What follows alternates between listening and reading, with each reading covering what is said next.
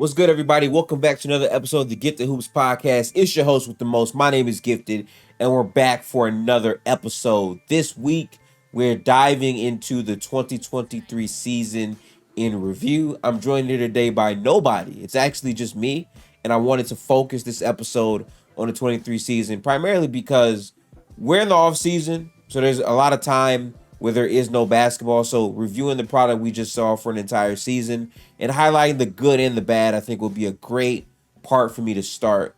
And also in the future, I'm going to be doing focus podcasts where we sit down each pod and take a look at two teams to evaluate how their season was. So I think doing a general overview before we get to those pods would be a good idea.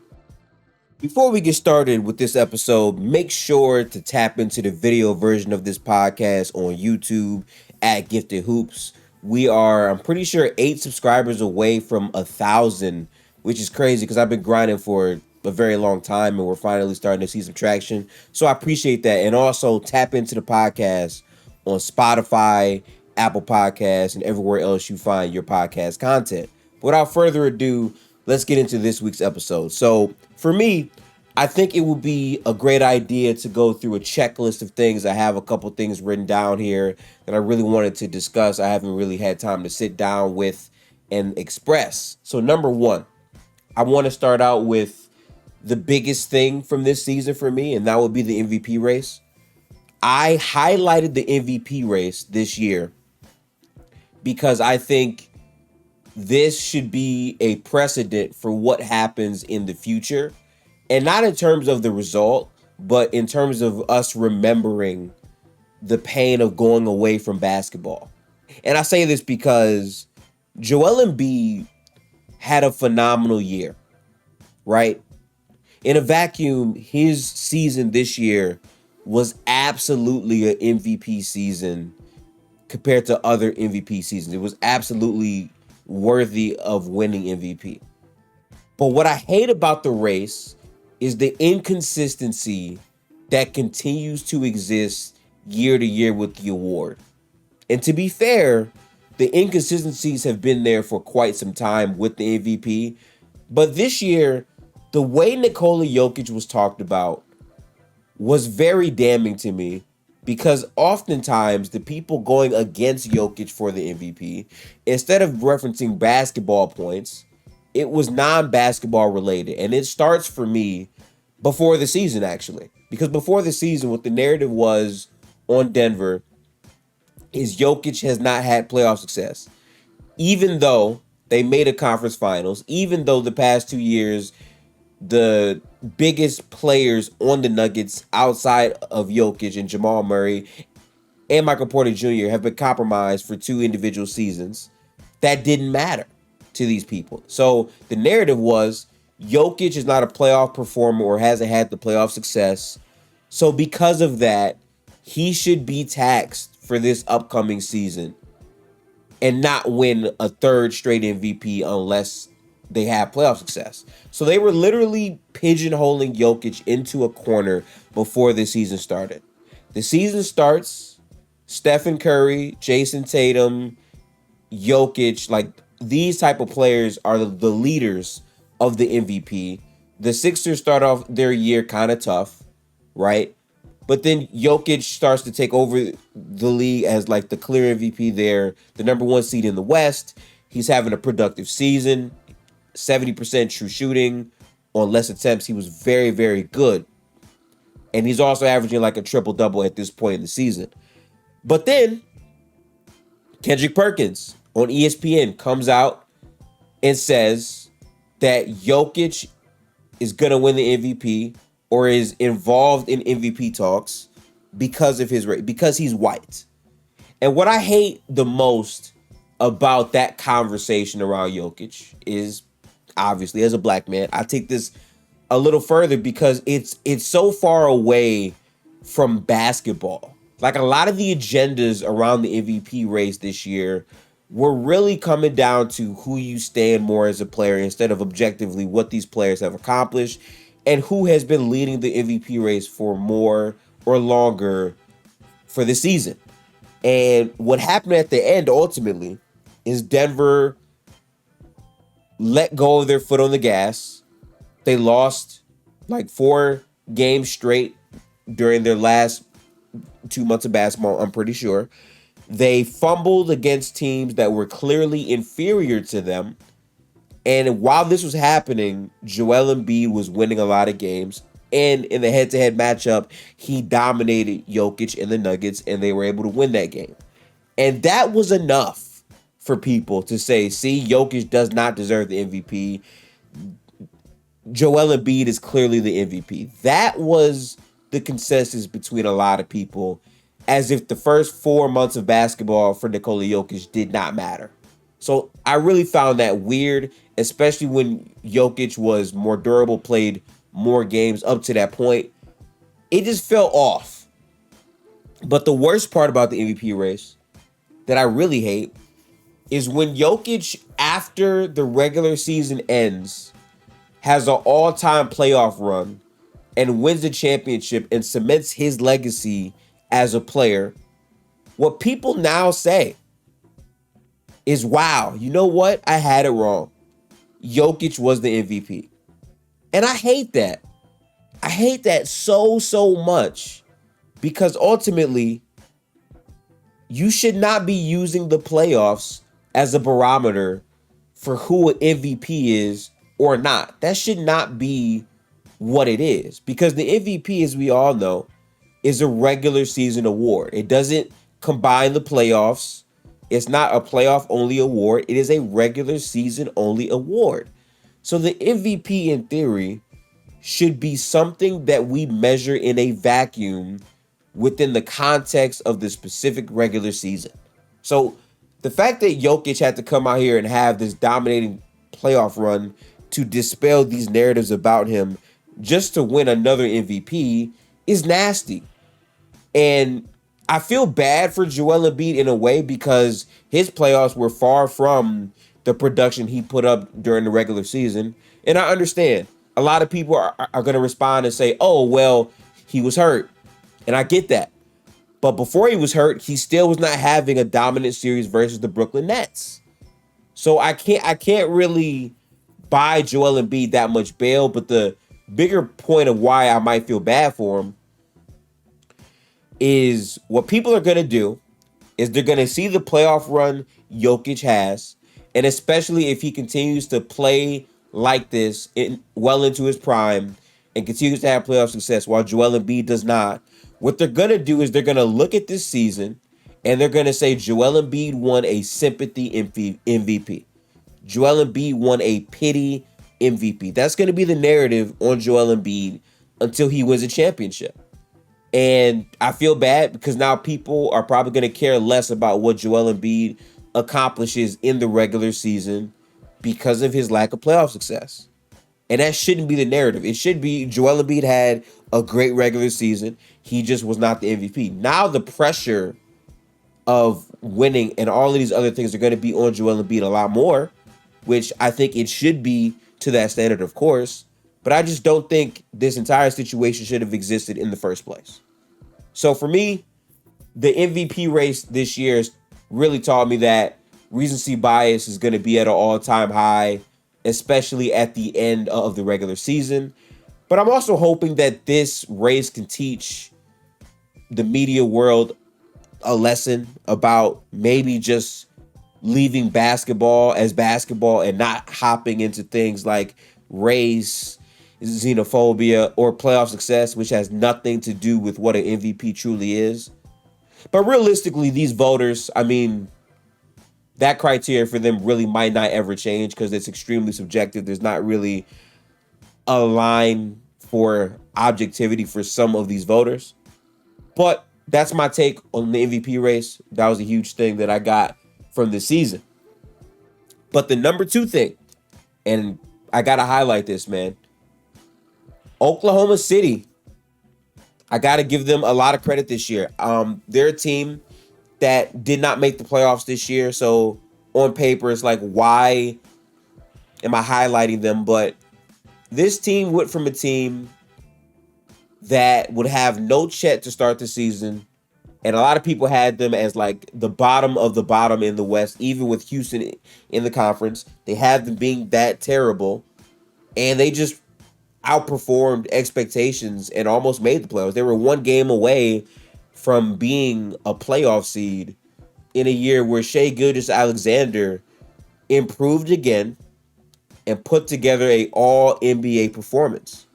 And Shai was spectacular this year. Like he continues to impress with the level of athlete he is in terms of the way he pressures the basket and creates opportunities for his team. But let's not get fooled.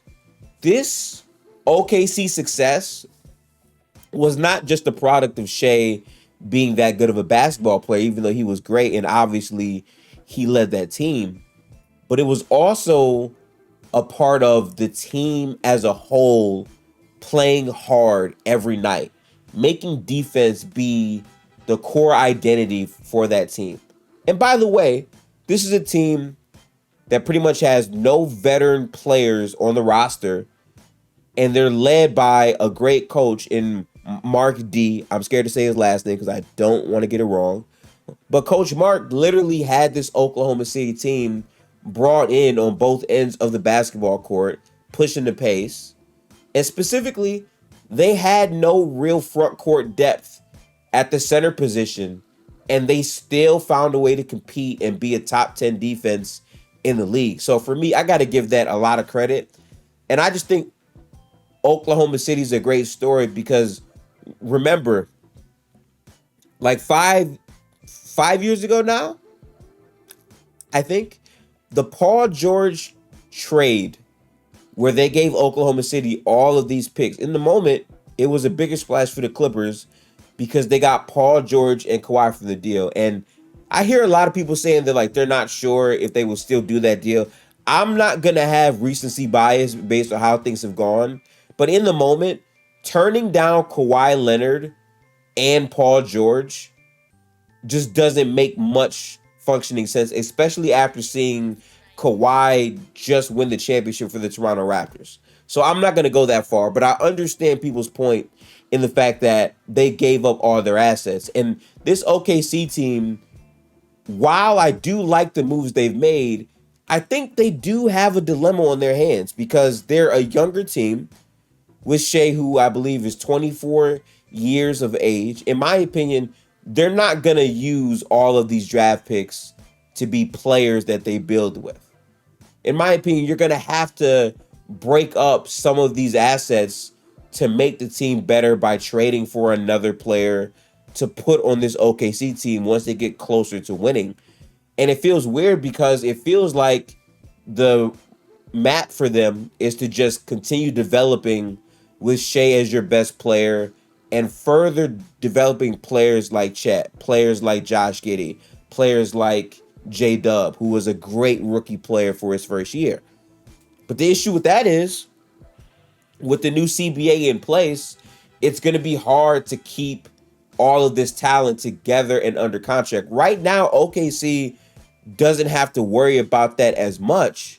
But in the coming years, like 2, 3, 4 years, especially after Shai becomes Supermax worthy and can sign that contract extension, there's going to be questions this OKC team has to ask in terms of, do we still go with the young route or do we make a splash move with some of these assets that we built from the ground up and really go for a championship run? And obviously, I'm not trying to do this weird thing where you evaluate OKC and you instantly try to like pigeonhole them into a productive role in terms of trying to win right now. I'm not trying to do that. But at the same time, I do think you have to keep it 100% with the future and how good they are now and how good they can be in the future. So I do think that's a tough pickle for them to be in. But to be fair, I would rather be in that situation with a lot of picks than potentially having to question if I want to give big 4-year deals to Kawhi Leonard and Paul George, who, as good as they are injury prone. And there's a chance that after this season, both of them leave in free agency for absolutely nothing, which would then leave you out to dry, considering you have none of your picks or your assets moving forward. So shout out to OKC. I think they were a great story this season. But the next thing I want to address, to me, this was the biggest story of the season. The Sacramento Kings, man. The Sacramento Kings, to me, were the biggest story in basketball. And I have to say this because you might not believe me, but coming into the season, after the Warriors, my favorite team, of course, lost Mike Brown. When Mike Brown went to Sacramento, I really thought Sacramento could have success. And my thoughts on Sacramento before Mike Brown from last year is De'Aaron Fox was figuring it out. Because after the Sabonis trade, Fox was putting up the best numbers of his career. He was extremely impactful, and Sabonis was also good as well. They didn't wind up making the playoffs, but they were competitive. And I felt that coming in with Keegan Murray as their draft pick, with Barnes as another veteran player, and with Fox taking another leap, and Sabonis being that floor raiser for the team in terms of handoffs and the way that they run their offense, I thought the Kings had a good shot to be a competitive team and potentially make the playoffs. And to not have any recency bias, let's remember what these talks were, people, right? People were saying the Sacramento Kings would have a worse record than the Portland Trailblazers, another team that we'll be getting into later. But a lot of people said that. And ultimately, the Kings had a much better record. They were the number 3 seed in the West. And I can guarantee you, a lot of people on their bingo card did not have the Sacramento Kings as the top 3 seed in the West. And I'll tell you why. Because when the season started, I watched these games, y'all. When the season started, the Sacramento Kings were 0-4 to start the season. They were not a great basketball team to a lot of people. But if you watch the games that they lost, I saw structure. I saw a team that had heart. I saw a team that was producing greatly on the offensive end. I just saw some blunders with questionable calls and just bounces that didn't go their way. But I saw a different team than the one I saw for the majority of last season in those 4 games. And I stood on my take that the Kings were going to be a good team. And what happened? After that, they picked up a lot of steam. They won a lot of games. Fox was the clutchest player in the league this year. He absolutely took another leap as a professional. And you have to give De'Aaron Fox a lot of credit because there were multiple games this season where people would have a narrative that Domantas Sabonis was like clearly the best player on the team, and Fox was essentially a Sabonis merchant, meaning that like Fox could not be as productive on the basketball floor without Sabonis. But if you look into the numbers, his efficiency and his play when Sabonis isn't on the court, that couldn't be further from the truth. He had multiple games this year where he produced at a high level, especially in the clutch, without Sabonis on the floor. Prime example, when they played the Clippers after they signed Russ in that game that I believe went 3 OTs, I'm pretty sure, De'Aaron Fox was handling business with Sabonis fouled out of the game alongside Malik Monk, another name that produced really well for the Kings as their 6th man, supremely efficient guy who can come in, play 16 minutes, and have 20 points. Like, he was that good of a player. And for this team to be the team to finally break the playoff drought, which, no exaggeration, I'm pretty sure the last time the Sacramento Kings were in the playoffs was the Bush administration. That's not a joke, I don't believe. Like, it was that long of a playoff drought, and the Kings absolutely performed expectations, especially in season. Because let's face it, after the Kings had a great start by All-Star break, a lot of people had a narrative that the Kings were going to drop. Oh, the Clippers, they're going to have a better record than the Kings. The Warriors are going to have a better record than the Kings. Phoenix just got Kevin Durant. They're probably going to finish with a better record than the Sacramento Kings. The Lakers just retooled. They're going to probably have, like, that was the conversation about the Kings being this fraudulent first half team and falling out. And what did the Kings do? The Kings continued their season dominant, beating teams up, having the best offensive rating in the league, and they made the playoffs. And they played the Golden State Warriors in the first round, gave it a competitive 7-game series, but ultimately they made the playoffs. And to me, like, obviously that group wanted to go further than the first round. I get it. But ultimately, there's steps to success. I don't mean to like meme Giannis here, but there are steps to success. And at least having this as a starter point for the Kings is solid. So that was my biggest story of the league this year. But since I already mentioned the Warriors, let's get into the Warriors now as my favorite team. The Golden State Warriors this year underperformed. They were not a championship caliber team during the regular season.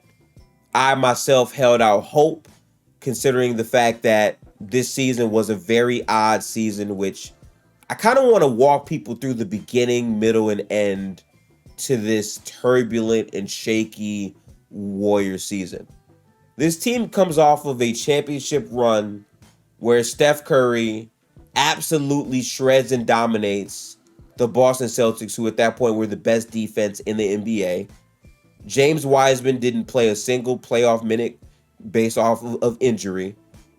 And then you're thinking, okay, maybe he can develop and get time, because James Wiseman, after being drafted, has had a very shaky start to his career based on not just fit with the team, but straight up injuries and not being able to develop and play basketball games and then get better after playing basketball games. A huge part of you being productive in the NBA is getting better from season to season based off the time that you get. And Wiseman was not afforded that opportunity. So I thought, okay, there's not much he has to do. I was hoping he could just be a 10-minute-a-night guy in the playoffs, because athletically, I felt that he was a better finisher than Kevon Looney. But unfortunately, his IQ just never improved to a higher level. Sometimes he would have tunnel vision with the passing. His defense was abysmal. He was a better switch defender than a straight-up rim protector, but in terms of playing pick-and-roll defense, he struggled tremendously. And the Warriors were just flat out a worse team with Wiseman on the floor, which sadly has been a trend since he's been drafted. So that failed. To start the season, Golden State is under 500, I'm pretty sure, in the first 10 games. They're losing games to the Charlotte Hornets, the Detroit Pistons, and they're just not executing against teams they should be better than. And the elephant in the room is the Draymond Green, Jordan Poole situation, where Draymond punches Jordan Poole in his face, and then they have to play basketball. And the first night of the regular season, what does Draymond do? He has a mini documentary about the Jordan Poole punch. Just insane stuff for a team to have to deal with. And I figured that this was going to be a tough situation, but I thought it was something that they could maybe mend or fix. I really did. And then they dropped the video, which makes it worse. Jordan Poole doesn't rock with Draymond pretty much for the entire year. And then people try to do this thing where they say, oh, the punch is why the Warriors were bad this year. I'm not going to do that. I'm not a delusional fan. Jordan Poole simply was not as good as he was last year. And to be fair to Jordan Poole, he was placed in a tough spot where his role changed on a night-to-night basis. The injuries Golden State went through this year were kind of brutal. Klay Thompson was not great to start the season as well. But Jordan Poole was just straight up and down. Defense was still abysmal. Very bad defense. Teams really targeted him a lot more this year. And offensively, he just had a lot of moments where he pressed and he just did too much with the basketball, where he would turn the ball over and the execution from him just wasn't as consistent. Now, I'm not going to be such a downer on Poole because I think that's corny. I mean, Poole definitely had some time during this regular season where he was able to produce at a super high level for the Golden State Warriors and help us win basketball games. He absolutely did that. I'm pretty sure, in my opinion, he had the best game of his career this season. I think versus the Heat. I forget what game it was. I don't know. But he was really, really good. But then in the playoffs, he's unplayable. It looks terrible. He looks lost out there. He looks shaken and confused. And he was basically unplayable for nearly 2 playoff rounds, especially versus the Lakers. He just looked shook. His confidence looked absolutely shot. And then Steph Curry, during this season, has a great season. In my opinion, you could argue it's an all-time season, but people aren't going to talk about it because Golden State didn't have success. I mean, pretty much up until like the last 5 games of the season, Steph was 50, 40, 90 on 30 points per game. So he's following up the 2016 numbers to a T. He's stronger. He's a better defender. He might not be as quick off the bounce as he was in 2016, but he leverages that with having a stronger physical profile. And I felt like he was having a great season, but he got injured twice, so he was automatically out of the MVP run. And as far as supporting cast, I mean, Klay Thompson had a rough start to the season, but then he picked it up. Klay Thompson had his best three-point shooting season ever. But the things that you need Klay Thompson to do on a basketball court is shoot the three at a high level and play defense. For years and years and years, this Golden State team has been a team where the shot creation outside of Steph is always questionable outside of the Kevin Durant years. But what will make up for it is while Klay Thompson isn't really a shot creator, Klay Thompson would be able to shoot the three and play good enough POA defense to where he was not a liability on the basketball floor. But the fact that Klay Thompson's defense was shaky at best, where he had moments where his defense was good, but ultimately he was getting burned on that side of the floor as well. And then they have Jordan Poole coming off the bench who also is getting burned. It made the on-ball defense untenable. And this team as a whole, man, they put teams in foul trouble so consistently in many, many, many games. And the free throw differential was like at all-time levels for the Warriors this year. So this team disappointed. They made it out of the first round. I saw one of the best Game 7, I'm going to put the team on my back performances I've ever seen in my life from Steph, so that was great to see. But they lost to the Lakers because their three-point shooting fell off of a cliff. They were not the more physical team, and they just didn't make their shots. They got a lot of open looks, but they didn't fall, and the Lakers just took it to them, got to the free throw line more, and Anthony Davis was a sensational defender in that series. Sensational defender. So for Golden State, tough season. 2024, their answer is getting Chris Paul. I'm done talking about my team, the Golden State Warriors. Let's get to another crazy moment in the NBA. The Brooklyn Nets this year. The Brooklyn Nets.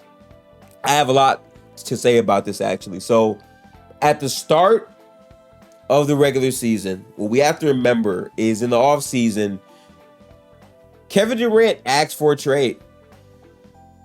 And the Brooklyn Nets said, we're not trading you unless we get the value we want back. And they didn't trade him. And what happened is Durant said, okay, I'll just play basketball. And they play basketball. In that first 10, it looked extremely shaky. It looked bad. Steve Nash, the head coach, got fired, which he should have been fired.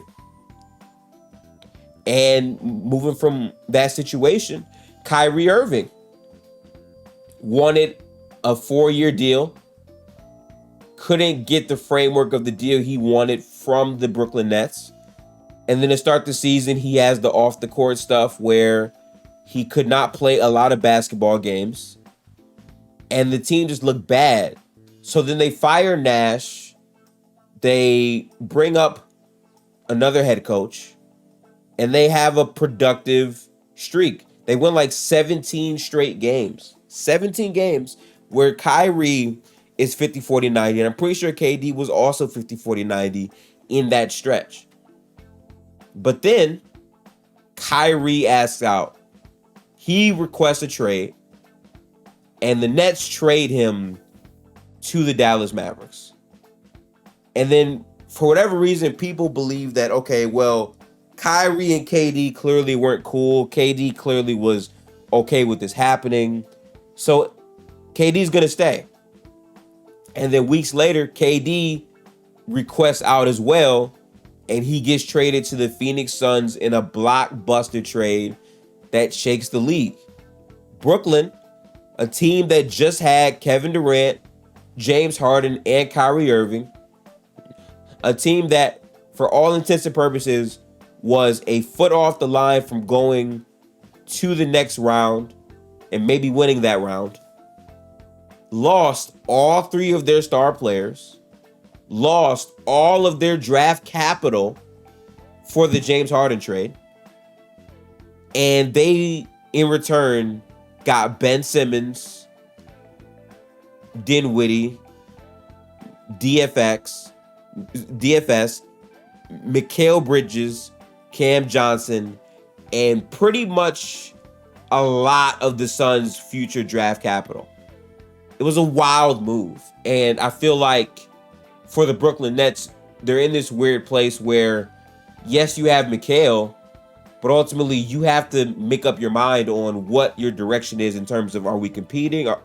Are we trying to build around Mikal as our best player? Are we trying to trade Mikal for a younger star player? Like, they're in a weird spot. And I think right now for Brooklyn, their main concern is to just win basketball games and not be so bad so they can still have some value in the years where they have pick swaps with Houston.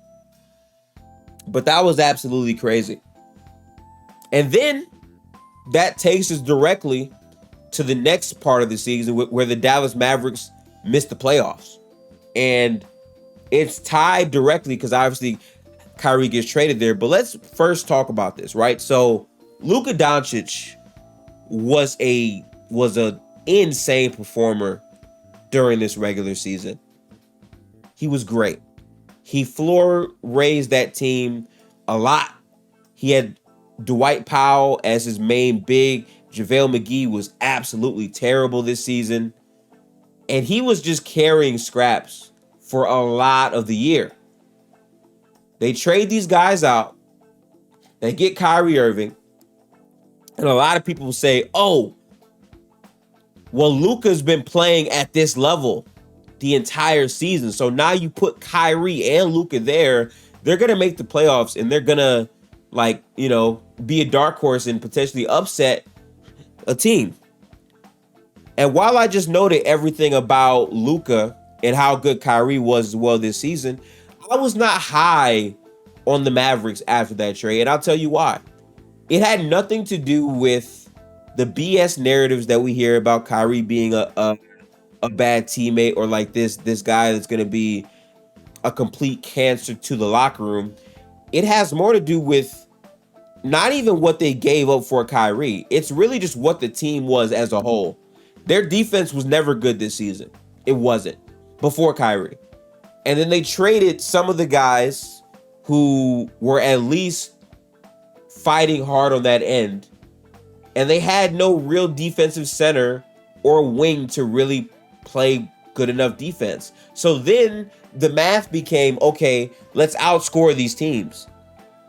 And for me personally, when it comes down to projecting how good a team can be, and especially how good a team can be in the playoffs, you having your primary mode be let's outscore these teams and not having any versatility from the wing position to play defense is never the answer. It's never the answer. The good teams have versatility in those ways. It can also go get a basket in the half court. So for me, coming down to the Dallas Mavericks and evaluating them, I said they needed to trade Christian Wood for some value. Obviously, his value clearly wasn't there because they couldn't do it. And the Dallas Mavericks did not make the playoffs. Luka missed a bunch of time. Luka and Kyrie were learning how to play together. Their offense was creating a lot of great advantages, but ultimately, they just couldn't stop other teams. I mean, Charlotte beat them back-to-back games. And when I saw that, I just knew that it wasn't looking good for the Mavericks and that they would potentially not make the playoffs. But it's crazy considering how good Luka is. I just didn't think Dallas wouldn't make the playoffs. I had them as a lower seed than a lot of people. Like coming into the season, I'm pretty sure I had the Mavericks as like a 7 seed, considering the lack of improvement I saw from the team and how much better every other team in the league got. But not making the playoffs is something I just did not expect to happen. So for the Mavericks, they have a lot of things they need to figure out. They extended Kyrie, which is great. And obviously, as we continue through this offseason, we're going to have podcasts where we like dive down each roster. And the Mavericks are certainly one of those teams I want to focus a lot of time on. Certainly. But let's transition to the next thing here. The Lakers. That's right. The Los Angeles Lakers with their crazy turnaround this season. I got to give the Lakers a lot of credit because how things started, things were bad. I think the Lakers won maybe 2 of their first 10 games. Like, the energy in the locker room was horrible. The way the media and fans were treating Westbrook was terrible, but also Westbrook wasn't doing anyone much favors with his play and fit on that team, especially a team that didn't really add any capable spacers. So Russ looked really bad. And then it was just really bad. I'm sorry. Like how LeBron began the season was also terrible as well. But then the Lakers find a way to regroup. They trade Russ and people have to get this narrative out of their mind. The Lakers did not get better because they traded Russ. The Lakers got better because of what they got to revamp that entire team. This wasn't a one-for-one thing where they just sat Russ and became this infinitely better team. They got a bunch of valuable players who changed entire rotations around LeBron James and Anthony Davis, and that made them a better team. It did. Like, their defense, I'm pretty sure, was number 1 after the trade deadline, and they played hard. And this is a team that survived injuries from LeBron James and Anthony Davis and still made the playoffs. And then not only that, they make it through the first 2 rounds. They beat Golden State, which in my opinion, I feel like Golden State could have beat them. I still believe that was still in the cards, but the Lakers absolutely bullied them and played great basketball and beat them. So salute to the Lakers for doing that. But then after that, they go to a conference finals. If you told me in the first 10 games of the Lakers season that they were going to the conference finals, I would have laughed at you because that's how bad things looked. So to go from that to the conference finals, even though you did get swept and that wasn't fun, you still made it further than a lot of people had them going. And for their future, at least, running it back, there's a reason why a lot of people believe in this team as a championship contender. So I get it. I do get it. But big shout out to the Lakers for turning their season around. Because the turnaround is insane to go from 2-10 to a spot in the conference finals with a chance to go to the NBA finals. So big salute to them. And also, obviously, you got to shout out LeBron James. I mean, he broke the all-time scoring record. It's insane to see an athlete like that just be so durable and consistent for so many years and still be playing at a high level this old into his career. So big shout out to LeBron. But that takes us directly to you know who. The Denver Nuggets, man. The Denver Nuggets really deserve to be featured and highlighted tremendously on this podcast because, again, the narrative surrounding the team, a lot of people said coming into the season and even during the season, Jokic will never win a championship as a number one option. Those were the narratives. Jokic will never win a championship as a number one option on a team because of his defense. It's just going to be untenable. There's no scenario where he'll be able to win. A lot of people have firmly believed that. I didn't, even though I did feel like his defense was a problem. I did feel like I could see a situation where he wins. And Denver backed up everything they did in the regular season in the playoffs. We're talking about a team that has length at every position. Even Jamal Murray, he's a big guard who can bully other point guards, he can post up, and also is super fast and can just blow by these guys. So they play great basketball. Jokic had an all-time playoff run where he was playmaking at a super high level, and they were able to win a championship. And it's huge because the way ring culture is viewed right now in the NBA is nasty because it goes so far away from basketball. It comes down to, do you have a championship ring or not? And a lot of people call people stat nerds, and they said, well, this true shooting stuff with Jokic or whatever doesn't guarantee that he'll be a championship player.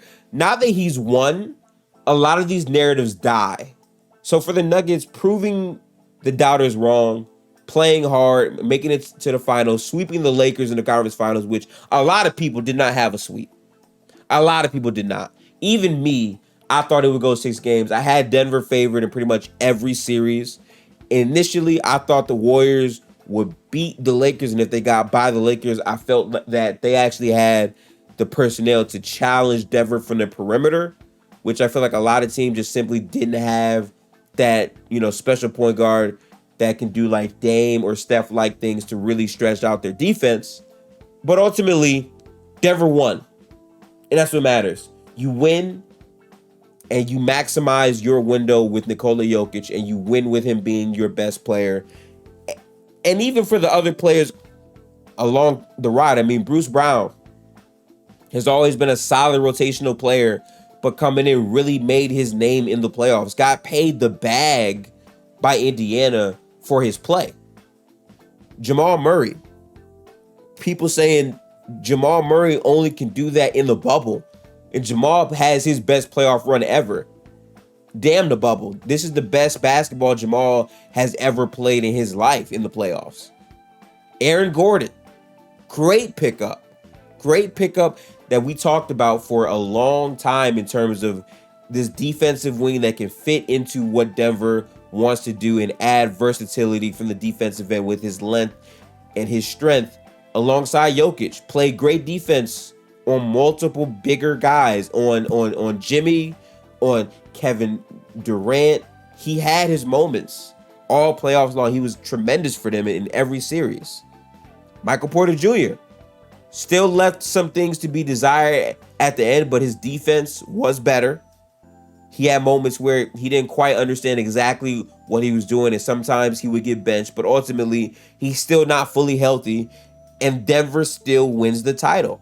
So big shout out to them. Honestly, I think that's a big thing that you have to highlight. But on the other side of the Denver Nuggets, you have the Miami Heat. A team that had one of the weirdest regular seasons and also one of the craziest playoffs combined probably ever. I mean, this is a team that was a 7 seed for the majority of the regular season. They were a terrible shooting team. They could not really shoot to save their life. Guys were in and out, and they still made the play-in. And let's not have any revisionist history. As good of a playoff run as this was, let's really talk about the facts here. When Miami made the play-in and got dominated by the Atlanta Hawks, a lot of people were saying Miami was dead in the water and they were not going to make the playoffs because they lost to Atlanta that badly. But then they regrouped. They're like 3 minutes away from potentially losing to the Bulls and not even being in the playoffs, but they win that, right? So now let's go to the first round, because I really hate the recency bias and the revisionist history. I have receipts, people. Let's get right into this, right? So they go up against the Bucks. The narrative is that they're going to get swept. Me personally, I was on that side. I genuinely believed that the Bucks were going to be able to make quick work of them, primarily because I just didn't trust their half-court offense, and I thought the Bucks would be good. Giannis goes down game one. The Heat win game one. Instantly, I'm starting to think, okay, hang on. The Heat might have a real chance here. And then game two, the Bucks put up 81 points in a half of basketball. They blow the Heat out by like 30 plus points or whatever it was. And guess what the narrative then becomes? The narrative then becomes the Bucks are going to beat them without Giannis. I repeat, the Bucks are going to beat them without Giannis. It doesn't matter that they have Giannis. That does not matter. And what do the Heat do? Jimmy Butler comes out, dominates back-to-back games at home.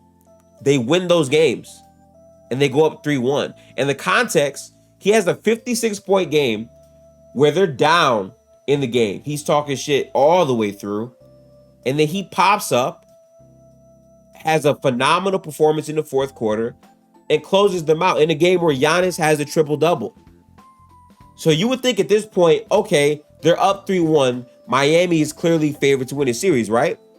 But then ESPN, the Giannis stands, the Buck fans, a lot of people then said the Bucks are coming back from down 3-1. People wrote off game 5, saying the Bucks are at home, they're a championship pedigree team, there's no way to lose game 5. And me, being a guy that watched the series, I said that no, they're going to lose. And me saying a team up 3-1 is going to win game 5, apparently that was a hot take because a lot of people did not agree with me. But then game 5, what happens? Jimmy Butler takes the heart of the Milwaukee Bucks. The entire game, he's trashing Jrue Holiday for the entire game.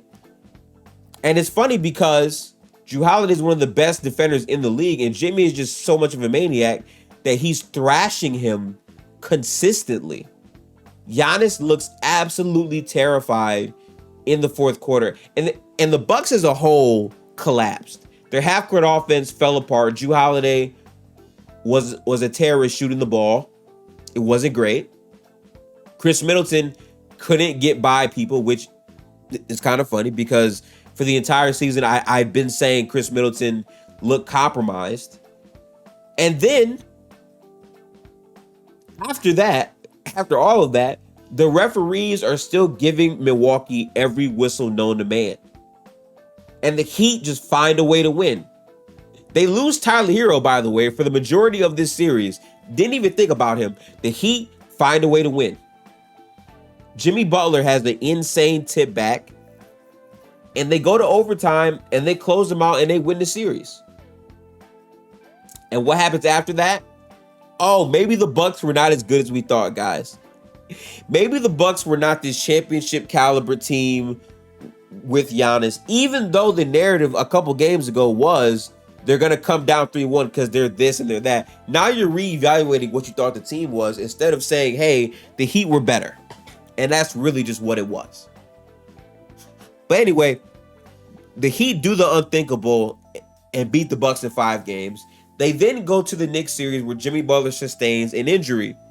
And a lot of people say on paper the Knicks are the more talented team. Fair. The Heat beat them too.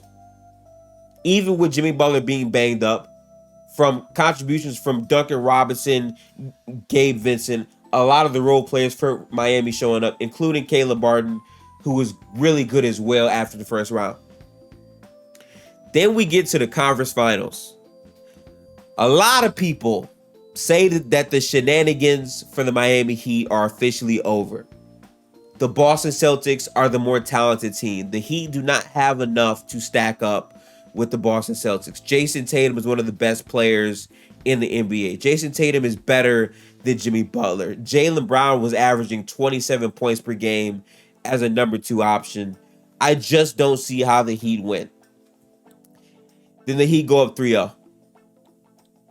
Jimmy Butler snatches Boston's soul in the first 2 games, and then for the rest of the series, he plays terribly. I said coming into the series, I actually lean Boston only because I thought the Jimmy Butler injury would be too much for the Heat to overcome. And I was partially right. It wound up going 7 games, and the Heat very well could have lost the series, but they still win. Game 6, shout out to Derek White. That was a crazy game winner, but game 7, on the very first play, Tatum gets injured. And the funny part about this is Jaylen Brown, top 15 player Jaylen Brown, Supermax, $57 million annually. Jaylen Brown gets an opportunity to show why he can be the number 1 on some other team, or why he's one of the best players in the league, or why he's this really good player that people kept telling me he was. By the way, he's still really good at basketball. Let's not get it twisted, but he is not as high as people say he is. He's not. He is not a top 15 player. And in that game where Tatum was compromised and essentially played decoy, Jaylen Brown shot everything, missed everything, made terrible reads, had like 7 turnovers, a very sloppy handle that got exposed badly, and was having very bad turnovers. Like, his decision making has always been a flaw, and that showed at the highest level in the most important game of the series for Boston. So then the Heat get by them, and they go to the finals, and then Denver beats them in 5. And this series really showed, as good as the Heat were, the flaws of relying on players like Kyle Lowry, Gabe Vincent, and Max Strus to consistently give you production. Because while it was working for the playoffs as much as possible, when you go up against a team that has more length, more size, and a team that can beat you in transition, it's hard to get that much from those players. But let's also be honest. Jimmy Butler, after the first round, was not the same player. I attribute a good bit of that to the injury that he sustained, but also he was a limited offensive player. I mean, he couldn't really get by his defenders as much. And even when he did, he was extremely passive to where he wasn't taking open layups. He would kick out to threes. And the reason behind that, obviously, is Jimmy Butler was the only player on that team that consistently could take the ball from the three-point line, get to the paint, and create offense for other players. So I get it. I really do get it. But it just wasn't enough. And to be quite frank, Jokic and Jamal were the best players in that series. Bam, who I haven't really talked about at all, I'm sorry, but Bam was great all playoffs. I think this is probably his best playoffs. I think individually his best series is still against Boston in the bubble to me. But Bam Adebayo played spectacular in multiple series. And he was a big part of why they even got past the Bucks, because of his defense on Giannis and how flexible he was for that entire series. So big shout out to Bam. But the Denver Nuggets were just a better team. But ultimately, what happened in the finals is a big part of why I am a huge supporter of Damian Lillard going to the Heat, because Dame will floor raise that offense. And people speak about Dame being a negative on defense. He absolutely is. I agree with that. But Max Strus was a negative on defense. Gabe Vincent tried his heart out, but he's still 6 foot. He was still able to be hunted by Denver, so that doesn't really mean much. Adding Dame adds a different level to the pick and roll. It takes pressure off of Bam and Jimmy to have to do what they do. And these guys can be more efficient and more productive players in other aspects of the game. So to me, the finals should show you that for Miami for sure. But the last thing I want to talk about on this podcast has to be Zion Williamson and the New Orleans Pelicans. And it's bittersweet because the Pelicans were a team that I thought could make the playoffs this year. I'm pretty sure I had them as high as like a 5 or 6 seed this year. And the way they started their season, they absolutely showed why. Like they dominated the Nets. Ingram goes down early, which sucks, right? Ingram goes down early, but Zion is healthy, he's still playing, and he's dominating. Like he looks like an all NBA performer. And then Zion gets hurt, and we don't see Zion ever again. He played 29 games. But they were the number 1 seed with Zion playing with no Brandon Ingram. And then now it's like the question marks on, can Zion be a franchise player? Can Zion be the guy you put faith in to take your team to the playoffs? These are legitimate questions to ask because his availability has been a concern for the majority of his career now. And people bring up the averages of the games he plays each season. At a certain point, there is a time where you question if you should trade him or not. And I think for the Pelicans, how good Zion has been, that's not an easy decision to make because when he's on the floor, he's literally putting up Shaq level numbers in the paint. His touch in the paint is crazy. They cannot keep him from getting to the paint when he wants to get to the paint in the regular season. And not being able to see what this team looks like in the playoffs or how Zion will respond as a playoff player is something that has to hurt Pelicans fans because you don't even know what this team can really be in the playoffs outside of the 1 year you made it, and that was without Zion. Or how Brandon Ingram and Zion can respond being the best players in the playoff series. So for me, the Pelicans are such an intriguing team because they have a tough situation being that their 2 best players are both injury-prone guys. And Brandon Ingram is legitimately good. But he also has a contract extension coming up. And do you pay Ingram that money knowing you can't rely on Zion? Or do you trade Ingram for another player to maximize this Zion window if you think the Zion window might be shorter than people would hope? I don't know. I don't know what the Pelicans do. But I will say this. For Zion Williamson, this upcoming season, I do feel like is a make or break. And obviously, he's super young. Right?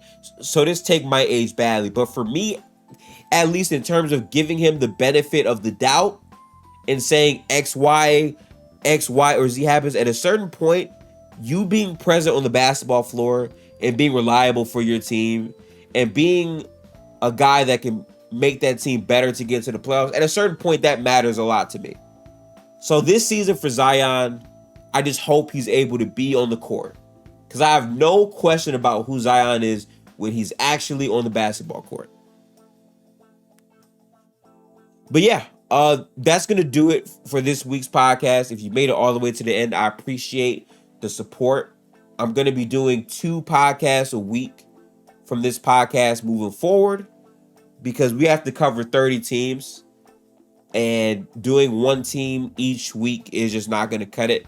I'm probably going to try to do 2 teams each podcast. We'll see how the new format for me works. I'm still in the process of scheduling out content to really be the best creator I can be. But if you made it this far, like up the episode, spam 5 stars on Apple Podcasts and on Spotify and other places where you get your podcast content. But I'm officially going to call it, man. I'll catch you guys in the next episode of Gifted Hoops. Make sure to follow me on Twitter, Gifted X Hoops, and obviously on YouTube. I really want to hit that 1,000 subscribers. We're very close to monetization on YouTube, so my hard work can actually receive at least $1. That would be great. But appreciate all the support. I'll catch you guys in the next episode of Gifted Hoops later this week. Peace out, people.